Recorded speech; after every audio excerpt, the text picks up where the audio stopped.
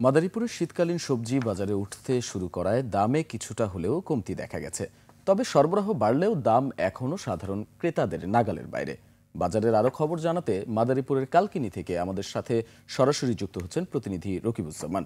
রকিবুজ্জামান, বাজারে শীতকালীন সবজির কেমন দাম দেখছেন, সেই সাথে সরবরাহ কেমন দেখছেন, ক্রেতা বিক্রেতারা কেমন প্রতিক্রিয়া জানাচ্ছেন? জি, ধন্যবাদ দীপু। আজ অগ্রহায়ণ মাসের 11 তারিখ, শীতের আবহাওয়ার কিছুটা হিমেল বাতাস কিন্তু বইতে শুরু করেছে ইতিমধ্যে, কিন্তু বাজারে যে স্বস্তির যে হাওয়াটা সেটা কিন্তু এখনো পর্যন্ত আমরা লক্ষ্য করিনি। কারণ বাজারে যে দ্রব্যমূল্যের ঊর্ধ্বগতি সেটা কিন্তু ক্রমবর্ধমান রয়েছে। শীতের সবজি বাজারে কিছুটা আসাতে কিছুটা সবজির দাম কিন্তু নিম্নমুখী।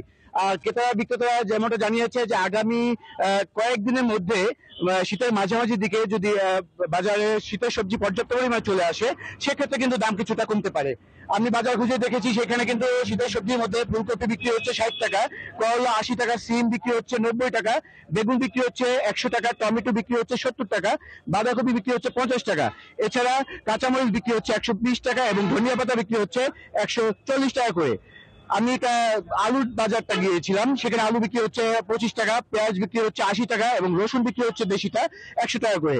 এছাড়া যে মুদি বাজারটা রয়েছে সেখানে কিন্তু অনেকটাই দাম কিছুটা গত সপ্তাহের তুলনায় কমেছে। সেখানে চিনির দামটা বিশেষ করে অনেকটা কমেছে, 10 টাকা করে কেজিতে কমেছে। চিনি বর্তমানে বিক্রি হচ্ছে 95 টাকা করে। এছাড়া আটা 45 টাকা, সয়াবিন তেল বিক্রি হচ্ছে 190 টাকা কেজি। চালের বাজারটা আমি যদি বলি, আপনার এখানে চাল বিক্রি হচ্ছে 75 টাকা মিনিকেট যেটি, এবং আঠাশ চাল বিক্রি হচ্ছে 65 টাকা করে। এছাড়া মাছ বাজারে যদি বলি, সেখানে কিন্তু ইলিশ মাছ বিক্রি হচ্ছে কেজি প্রতিটা 2500 টাকা করে। এছাড়া ব্রয়লার মুরগি 170 টাকা এবং গরুর মাংস সোনালী মুরগি বিক্রি হচ্ছে 300 টাকা করে।